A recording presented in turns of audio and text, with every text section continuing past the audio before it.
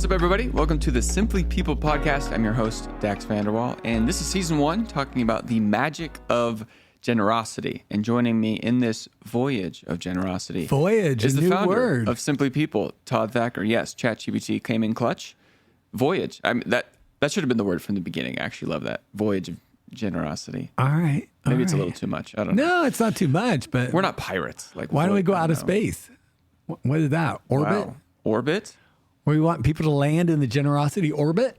Okay, that's too far. That's crazy. Well, we'll see. We'll go back to Journey after this. And in today's episode, this is episode 7, if you could believe it or not. We're cruising. And this episode is all about the magic of generosity in the time of a crisis and giving when it matters most. I love that tagline, giving when it matters most. There's something about giving in the midst of crisis that is especially impactful. It's sort of that idea of like the light shines brighter in the darkness kind of thing. There's something about when you see someone give, knowing like, hey, this is a really hard season and you're actually using it to be generous in some way. There's something about that it's humbling. It gives us hope. It's inspiring. So why do you think that is? Why does generosity in some way shine the brightest in difficult times? Well, I think that generosity can shine the brightest. You can come at it from a couple of different ways. It can shine the brightest in you, or it can also help if you're in crisis, it can bring someone alongside you and give them an opportunity to be generous to you and help you too.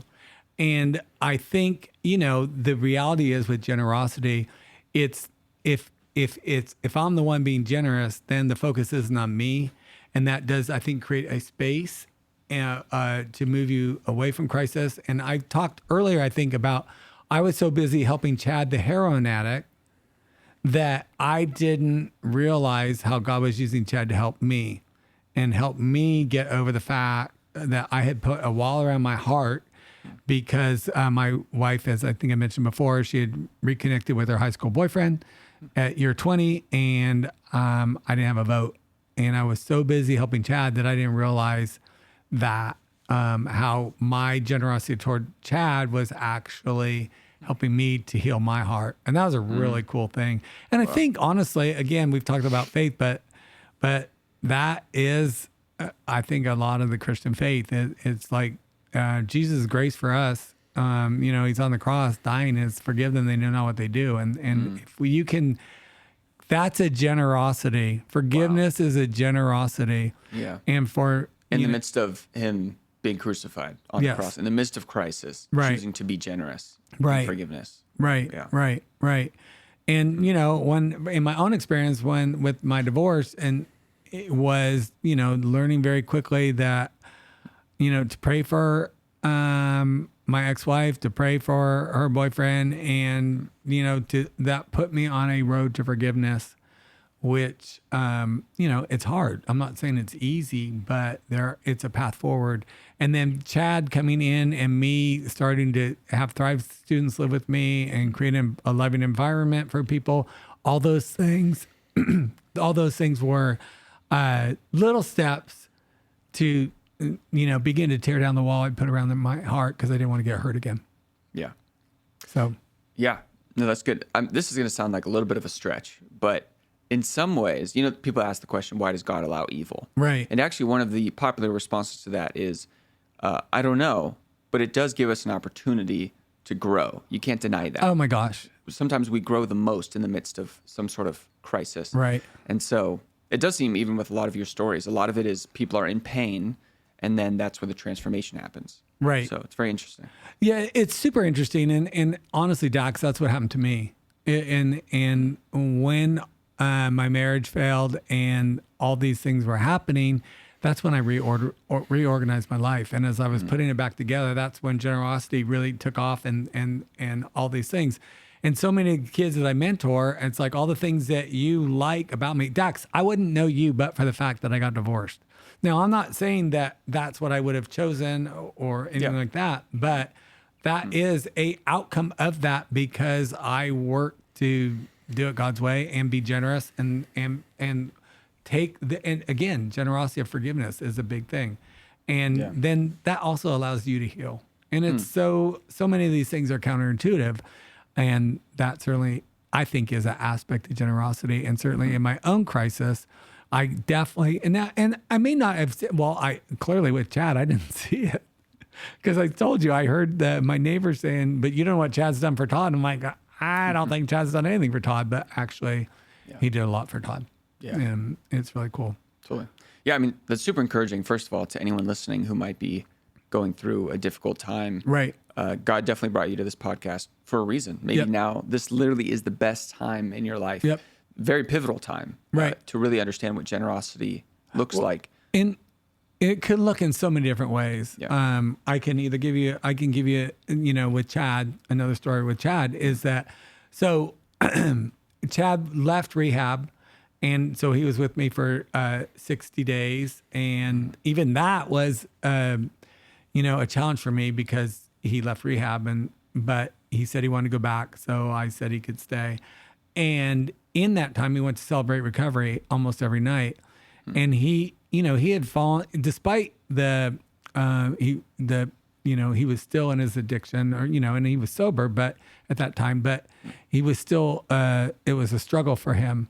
And yet he would go to Celebrate Recovery every day and fallen in love with Jesus. And he wanted to share his faith and share his heart and share his journey.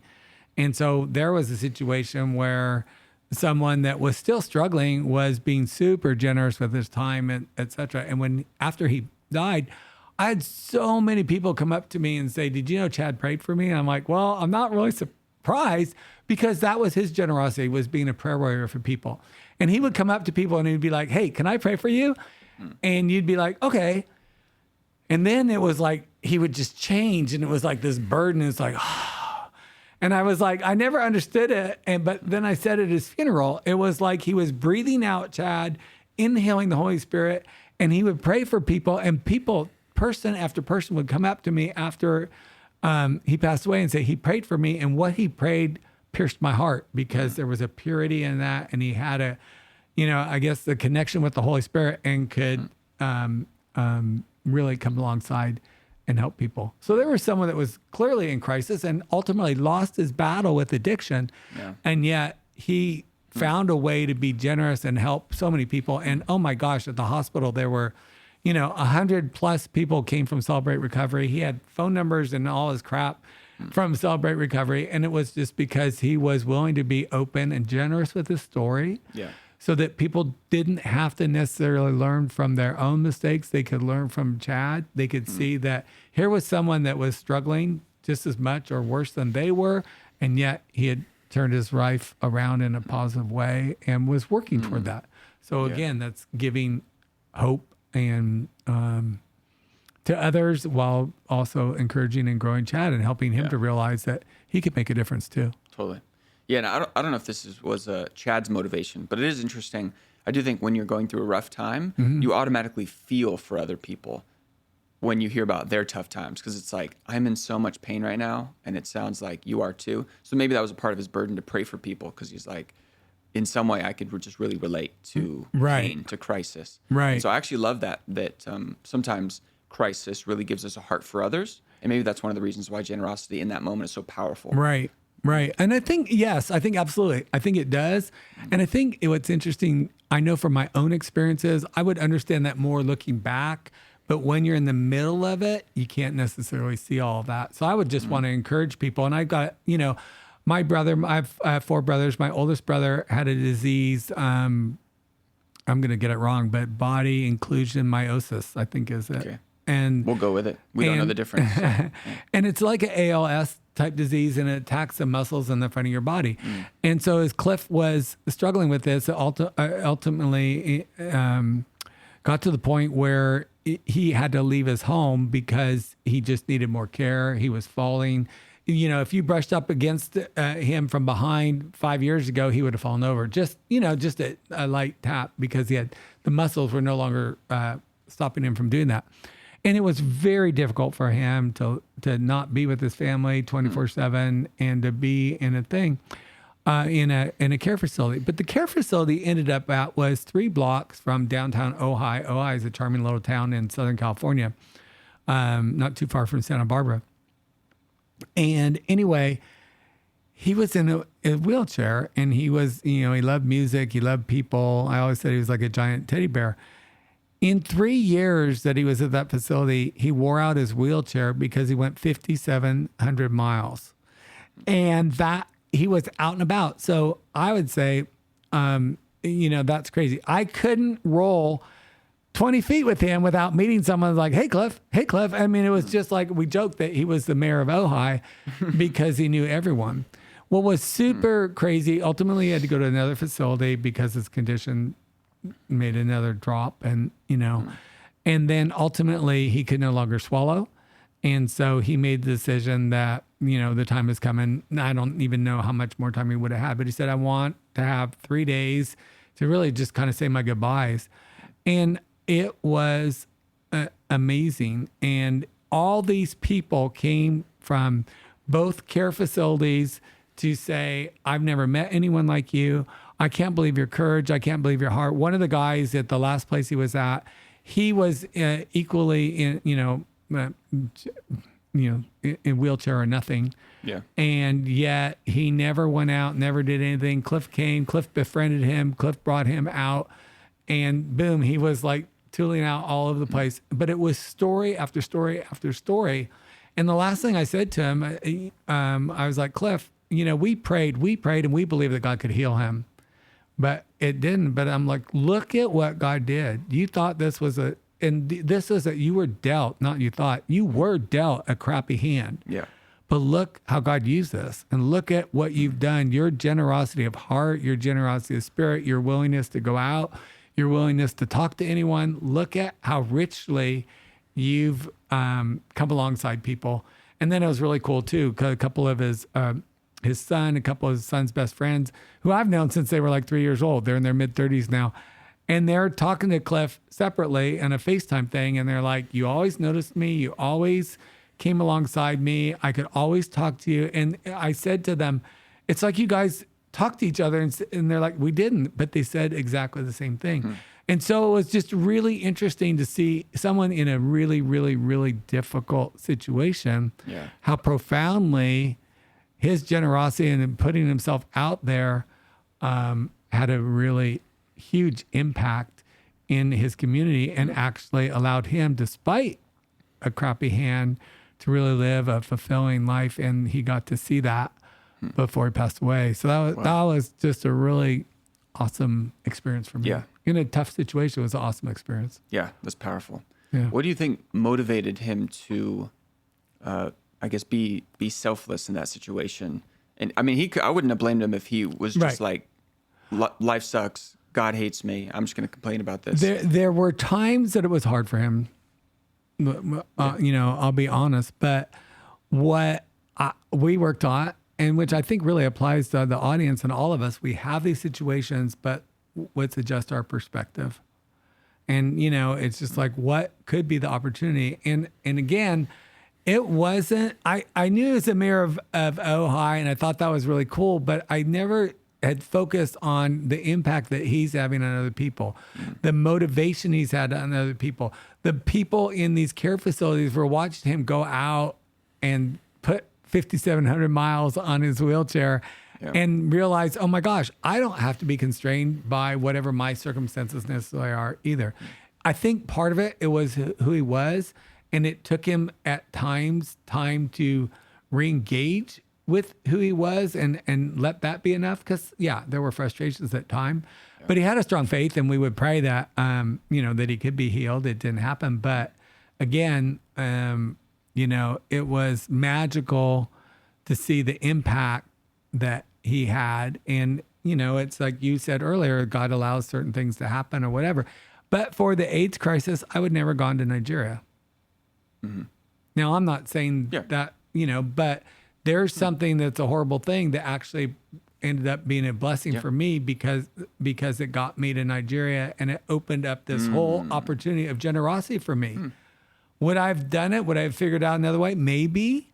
But that was a huge turning point for me. And that was what led me to reorganize my life and to stop living by the world's definition of success and start chasing more eternal consequences success. And, go with generosity and not have to understand. And where's my heart? Is my heart in the right place? And that was the thing with Cliff. His heart was generally in the right place. Yeah, that's amazing. And so he was able to actually be who he was. We used to joke he was a giant teddy bear. And ultimately he figured out how to do that despite a crappy hand that he was dealt. Yeah. It's amazing. It was. Yeah. In some ways, it seems that crisis is, well, pretty much everything wrong in the world is at some level a crisis. Whether we like it or not, no matter what we believe, there's something wrong in this world. Right. We look at things and we think that's wrong, that's evil. That's right. But we have the ability to give and be generous and be a part of the solution. That's right. And sometimes, and again, I think often when you're in the middle of it, particularly in a crisis type situation, or even not a crisis, but you're trying to do what you're trying to do, you may not be able to see the impact. We had a situation. So obviously I've been in Nigeria a bunch of times, and we had a team lined up, and we were super excited to go. It hadn't been safe. I think I talked about that before. That hadn't been safe to go. And Dr. Chris was like, you can't go. We went to Colombia, South America instead. So we still had not been. This is 2 years later, and we have it all lined up to go.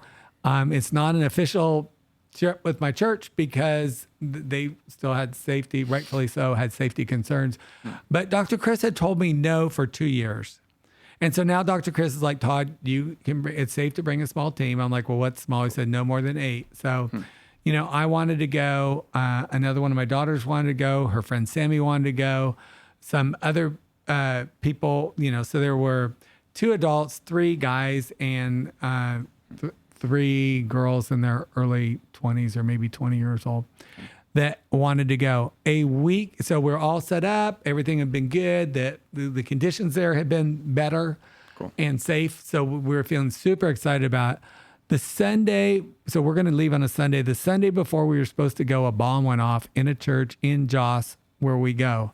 Wow. And I'm like, oh my goodness, there's just absolutely no way that we can go because, there's no way Dr. Chris will let me go. Yeah. I mean, and I told him before, I'm willing to go. He's like, it's not safe. I'm like, Chris, I'll accept the responsibility for my own life. He goes, no, you can't come. So I call him or he calls me. I don't remember what happened. And he's like, Todd, I know a bomb went off in a church and I am telling you, it is safe here to come. And I'm like, Chris, he goes, Todd, if you don't come, I believe if you don't come, you'll never come. And I was like, well, Chris, I'm good. You've told me for 2 years it's not safe to come. Right. So if it's safe, if you're telling me it's safe to come, I'll go. And I made that, and I just felt the nudge that your answer is yes, Todd. So I'm like, good. I said, Chris, you need to know up front, I may be the only one coming. Because I don't know. And even my daughter, Emily, it's like, I can't decide for Emily. And so when I talked to Emily, she's like, Dad, I don't know what to do. I said, Emily, I can't make the decision for you. Here's why I'm going. He told me no for 2 years. And then now he's saying it's safe to come. And I said, but Chris, how is it? He goes, no, you're fine. That it's, you don't feel the tension in the air. And this is one of the things I was saying to the kids that were trying to go. I said, if we get there and there's tension in the air, there's not comfort or whatever, boom, we're packing up and leaving the next day. I've got the insurance. We can leave immediately. It's no big deal. And so anyway, long story short, which I say that a lot. Maybe I need to come up with, you should chat GPT that and see if I can find out a better way to say that while you're looking for Voyager journey or whatever you're doing. All right. Thank you. So So I said to Emily, it's like, you've got to decide for yourself. I can't make that decision for you. And ultimately, Emily, her friend Sammy, and her brother went, and another girl that we knew, and a kid that was supposed to go with me that ended up going to Colombia, he went. And so all 8 of us ended up going, which in and of itself was a miracle. I couldn't even, but so we went. And we got there, and as soon as we got there to we stay in a guest house. It's about a 2.5 block walk to the clinic. I said, the Nigerians want you to rest. I said, we're not resting. We're going to walk down to the clinic. They're like, no, we'll drive you. I'm like, no, I want to walk. And what I wanted my team to see what it was like to walk, to feel what the atmosphere was like, because I figured they're not going to be able to rest because they've never been in a place like this where it's open sewers, it's dirt roads, it's we're not in a village. We're in a city, a town, by our standards, but it's very rudimentary. Yeah. And so they go back and we go down, they see the people, meet a bunch of people at the clinic. The response to us being there was amazing. Go back, they all rest. I sit down. My best friend in Nigeria is a guy named Josh, and he's at the guest house, and the lady Julie, as soon as everyone's gone, it's just the three of us, they look at me like, what are you doing here? And I'm like, what? And they're like, why are you here? And I just pointed up. I'm like, it's God. I don't know, but I just felt like we were supposed to come. The first time I went to Nigeria, I met this pastor, Pastor Ben, the most charismatic pastor I'd ever met in my life. And just like intimidatingly charismatic. And anyway, we did this trip. Dr. Chris wanted us to go to church the next Sunday. So 2 weeks after the bomb, he's like, I'm going to go with my family. Todd, you've always gone. It would mean a lot to the church if you would come, but you need to know there are going to be barricades. People are going to have to go through metal detectors to get in. But it's going to be safe. I wouldn't ask you to go if I didn't think it would be safe. So I said to my team, kind of the same thing. You guys get to decide if you want to go or not. You don't have to go. I'm going to go because, these things. But anyone that goes, if anyone, if we go or you go and anyone feels uncomfortable, we'll leave immediately. And so we get there and it's joyful, but it's about half full. Usually the church is overflowing. It was about half full. But they called us up front. They asked us to introduce ourselves just like they always did. And the rest of our trip, that was the halfway point of the trip. The rest of our trip, we had people that weren't even at church said, we heard you went to church. We heard you went to church. We heard you went to church. So I wouldn't think that is generosity. That was us just saying yes to what Dr. Chris asked. And again, we were able to stay. If something had come up, we would have left. But we had no idea the ripple effect of our just being willing to go to church. Number one, just coming to Nigeria in this time, and it did feel super safe on the streets. But then us going to church, it just had a profound thing. Because the church was bombed. Yes. Like a week before. Yeah, it wasn't the same church, but it was a local church. Sure. Okay. But absolutely. And they're like, wow. And it was half full when it used to be full. So the locals weren't going because of their fear. And then for them to find out that the Americans went, it was just, so the next week it was packed again. Even though they had the same security procedures. We had already left, but so it was incredible. And it was. And then Pastor Ben, so the last night that we were there, he came down and did like a goodbye thing for us. We all had dinner. So a few of the Nigerians, we had dinner together. And Pastor Ben, I was, giving him a hug, say goodbye. And he's like, Todd, he goes, I've always enjoyed when you've come. And I think this is like my fourth trip. He said, I've always enjoyed when you've come, but this was different. And I'm like, okay, well, why? He goes, because you grew my faith. I'm like, what?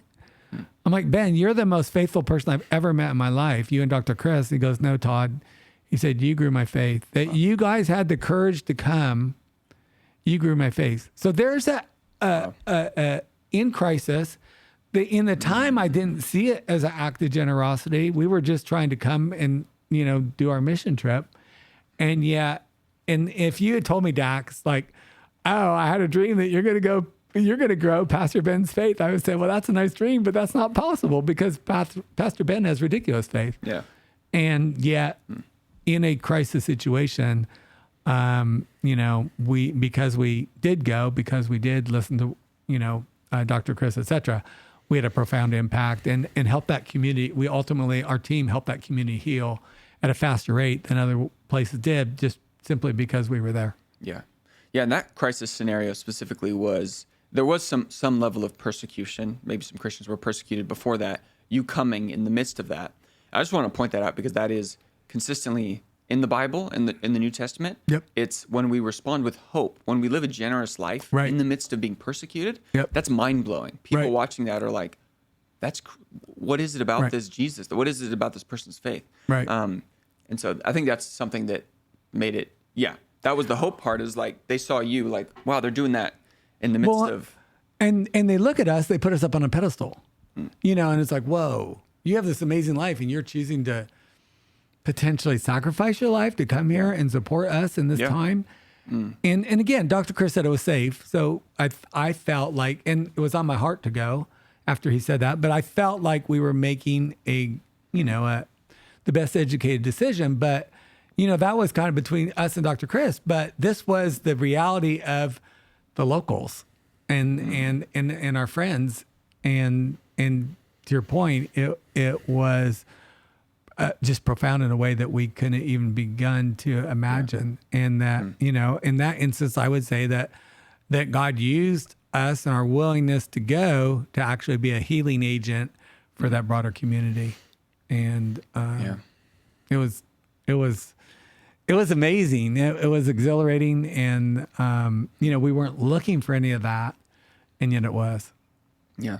Yeah. So, I mean, from these stories alone, we know that it's possible to live generously in the midst of disease, in the midst of perhaps a disability, in the midst of maybe financial turmoil, in the midst of persecution. Right. In the midst of crisis, it is possible to live a generous life. And there's something especially powerful about being generous, living a joy-filled life, having hope in the midst of crisis. Absolutely. I had this is personal, where someone was generous to me. So that year we went to Colombia because it wasn't safe to go to Nigeria. One of the ladies in the, we had a reunion night. And so this is where, I was in the early stages of realizing I was getting divorced. I didn't have a vote, all these things. And I'm up there being the chipper dipper, I think. Being the chipper dipper Todd, this was our team. We saw God before we went because we thought we were going to Nigeria. We went up to Colombia where we were supposed to go and all this stuff. And one of the ladies gave me a hug before we left. And she said, Todd, I don't know you that well, but I see the pain in your eyes. Wow. And I want you to know that I don't know what's going on, but I want you to know I'll be praying for you. And that someone noticing, so we've talked a lot about noticing and seeing a potential opportunity. Yeah. She took a risk. She was right. She didn't know me that well, but she did see something in my eyes, and that made it safe for me to start to realize I could start to let somebody in and start to talk about what was going through. And that put me, her courage and generosity toward me made it safe for me in a crisis to start to take a step forward. Because, truly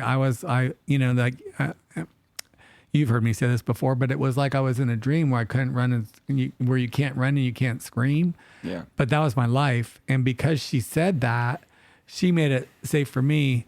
And then a couple years later, I was hosting a Thrive party. That shocks you, I'm sure. And it was before the Thrive year had started. And I met a kid there. And, we had a couple of just small little interactions during the night. And then he came up to me at the end. And, so, there were still quite a few people there. And he's like, shakes my hand and just said, Todd, thank you. It's a pleasure to meet you. And I appreciate you opening your house. And while he's talking, I said, I have a question. I said, I see some pain in your eyes. Is something going on that you want to talk about? He goes, no, I'm good. And so we're talking a little bit more, and I'm like, honestly, I'm sorry, but I do think I see pain in your eyes, and do you want to talk about it? And he's like, no, I don't think so. Or no, not I don't think so. No, there's nothing. Yeah. And so I said, it happened a third time. And instead I said, can I tell you a story? So I told him the story about Larry and that I was there, and she gave me a hug, and she said, I see pain in your eyes. And I got emotional. My voice cracked. Wow. And Todd, I don't know what's going on, but I'll be praying for you. And I turned to him and I said, and that's what I see in your eyes. And that's why. And by this point, his eyes were all glassy. Wow. And so he did share with me what was going on or and whatever. And, we met up a week or so later, and I'm like, how are you feeling? And he said, I didn't sleep that night. I just laid awake. Couldn't believe that I told someone. And so someone's generosity toward me and seeing something made it safe for me or gave me the courage or helped me realize that I could do the same thing for someone else in a situation like that. And, you know, it's just interesting. The journey of generosity, there's a lot of full circle moments that are fascinating. And again, for everybody, that's just it. There's nothing special about me. There's nothing special about Larry or whoever, or, you know, Pastor Ben, there was something special about him. But even then we had the opportunity to, you know, come alongside and encourage them. And at the very least, everyone that we interacted with on that trip, we encouraged and it had just a really cool impact. Yeah. And I guess there's definitely two audiences for this episode. Number one, there might be people in the midst of a crisis. Yes. And so hopefully they're being encouraged / inspired of like, man, you know what, maybe this is an opportunity to actually experience some level of transformation through generosity. And then there's also some people who. So can I jump in there first on that group of people? I would just encourage you to be open and to really focus on, you know, hurts are real. Your feelings are real. It's all valid. And, you know, for me, this is what worked for me, is trying to model how Christ responded and start the journey of forgiveness and to pray for the people that are hurting you.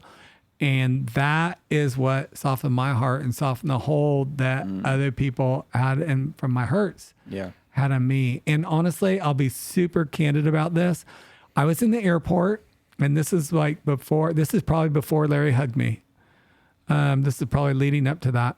I was in the airport. I don't know what the issue was. I was at the ticket counter, and the ticket lady, it didn't matter what she said, she was wrong, and I had been wronged. And, you know, obviously this was in my divorce stage where I hadn't talked to anyone yet. And finally, after 5 or 10 minutes, the guy next in line said, "If you say one more word to her, I'm going to deck you." And I looked at her and I said, "I am so sorry." And I walked away. Wow. And it had nothing to do with her. I had my own hurts and all this stuff. And I was like, because I hadn't started to talk to anyone, because I hadn't had the courage to share, because I couldn't even validate it for myself, then it had to come out somewhere, and I was taken out of her. And that guy, he was generous to me because he saved me from myself in a moment. And I very quickly turned around, walked away. And, you know, I would say that was a turning point in making it safe, or, you know, helping me to see that I needed to deal with this, and ignoring it was not right. So if you're in crisis, seek help, talk to people, find someone you can confide in, try to adjust your perspective, know that your feelings are valid. I never want to invalidate anyone's feelings. No, thank you for sharing that. And I think that's very helpful, because I do think that's kind of the other option. Oh, I'm in a crisis. Cool. I'm going to use this to hurt people. Right. I'm going to use this to be some level of entitled, and then be like, cool.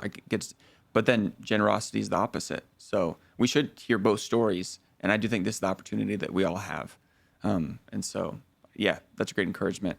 And then I think the other group of people are people who maybe they're just not going through some very real crisis. Right. But something in these stories that I think is there, maybe you can affirm this, is that these people, and any people you can think of who gave in the midst of crisis, they probably already had somewhat of a habit of generosity, so that when the crisis hit, it was almost this automatic response. So when we hear these people, their faith, it's like, how did they get that faith? Well, generosity, they were probably to some extent gaining this as a habit. So when crisis hit, it was just automatic. Like, of course I'm going to give right now. Right. Well, and I think we do have the rally, in when there's big events that people do have that sense to rally. Yeah. And I think that so those big things, I think sometimes take care of themselves and bring out like 9/11 in response to that, country rallied, a bad hurricane, tornado, flood, whatever. We can see it all on TV now. People respond and rally, etc. I think for me, it was that all these crises helped me realize that I was missing a lot. I was doing some of these things, but I wasn't really stepping into the fullness of what the opportunities out there. I had no idea that God wanted to use me in his plans for this world, and that, that those plans are unique to Todd, and, and Dax, you've got your own set of unique plans that, I can't do for you, but together we can, bring out the best in each other, etc.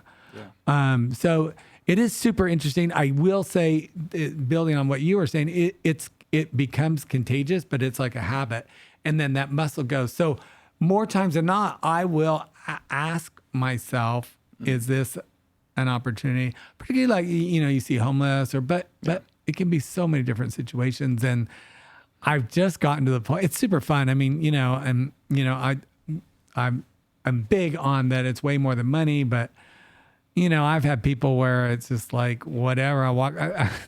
I was coming out of the grocery store and the lady in the car, and she was just sitting there, and I'm like, how are you doing? She goes, I'm really struggling right now. And like whatever. And I gave her $100. She's like, oh my God, you're an answer prayer. That's exactly what I needed. I don't know. I didn't know anything. And I think actually a couple of Thrive kids were with me, and they're like, what the heck? And I'm like, I don't know. I don't have to know. Yeah. And that's where I think generosity, it can overflow into everyday life. And it can just be this crazy journey that maybe makes no sense, or certainly certainly wasn't what I envisioned for myself. And again, I think I was doing a lot of good things, but I was lulled in a false sense of complacency. Yeah. Because I'm doing this, I don't have to worry about other things. What I've realized is worrying about those other things, and those other things are whatever the nudges are to be generous, to lead with my heart, to open my home, to open my heart. It's like, when you live with me, I didn't just open my home, I opened my heart, and you knew that. Yeah. And those things matter, but then it's so, again, it's so easy for everyone to see what I did for Thrive students. What it's harder for people to see is how God used Thrive students to grow me and to build my muscle of generosity and all that, and to help me see the power and the importance of that. And then, now it's fun because all you guys are, I've known you, would you say, I think 7 years. Yeah. And, you're getting ready to go off and get your master's, and you have this crazy apologetics ministry going. And it's so fun to watch and to know that I had a small part in that. And, and that's, the ripple effect, I think, of generosity that we, sometimes we get to see. I think a lot of times we don't get to see it. But I like to believe on the other side, we will get to see it. And it's going to be super fun to just see all the crazy things God was up to. Yeah. Yeah. Amen. Yeah. This has been the magic of generosity in the midst of crisis. And actually, as we close this episode, I just want to remind people of the reason Simply People started is because God put on your heart to, what was it? Empower 10 million people. Yep. Empower 10 million people to be the change that the world needs. Yeah. And again, we look at that both sides of the equation. People that have faith and people that don't have faith. But generosity is a cure for many woes in life. Yeah. And just because you're living a generous life doesn't mean you're not going to have trials. What I've found is that even when I do have trials, I can have a peace and a different approach and a different perspective, which helps me, I think, move through trials more quickly.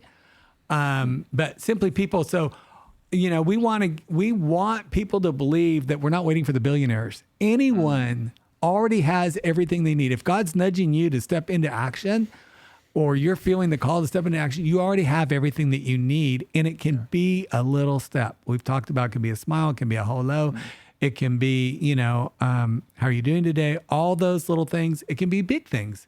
And part of it, what I love about it is not knowing. So we want people on this side of the equation who are going to be our supporters, either, financially or through their time in other ways, to discover the power and the power and the impact and the beauty of a generous lifestyle. And to really, I believe people generally want to be the answer. They just don't believe that they have the ability, the skills, the time, the money, whatever, to be the answer. So we want to change that. And then over on the other side of the equation, people that we're helping, we want to empower them. We're really looking at things that will have a ripple effect. So you go into a community, you put a well in, And you think, okay, well, that's a well. But what does a well bring? It brings water. What does water bring? Water brings opportunity. That, in many African communities, the people, if they don't have access to water, and access is defined as walking 30 minutes round trip. So anyone that's got to go farther, and there's plenty of people that have to do that, typically that falls on a girl. The girl then is not going to school because she's fetching water all day. So, the ripple effect of water in, there or Central America, where we've done a bunch of wells, it can radically change a community and create different opportunity, which is really cool. Or we do micro loans, and it's the same thing. Or we're supporting individual ministries that people or individuals are stepping into. And we just think that what we want is both sides to see the power and the impact so that they want more of that, and that we all collectively become the change to get us to the 10 million number. Yeah. Amen. Amen. Let's go be generous, huh? Let's do it. Well, thank you guys so much for listening. If you made it this far, make sure to subscribe to this podcast, follow Simply People to understand more about opportunities and these opportunities to be a part of this mission to transform the world, be one of the 10 million. And so... your final... Yeah, I just want to say, if you are in crisis, reach out to us. We'd love to try to help or point you in the right direction and guide you. Absolutely. Yeah, because we're all products of people who helped us in the same moments. So, yeah, thank you guys for listening. Super appreciate it. See you guys next episode, in episode 8, just a few more on this voyage/journey/ pilgrimage. Oh, pilgrimage. The pilgrimage of generosity. So, we'll see you guys in the next one. Bye.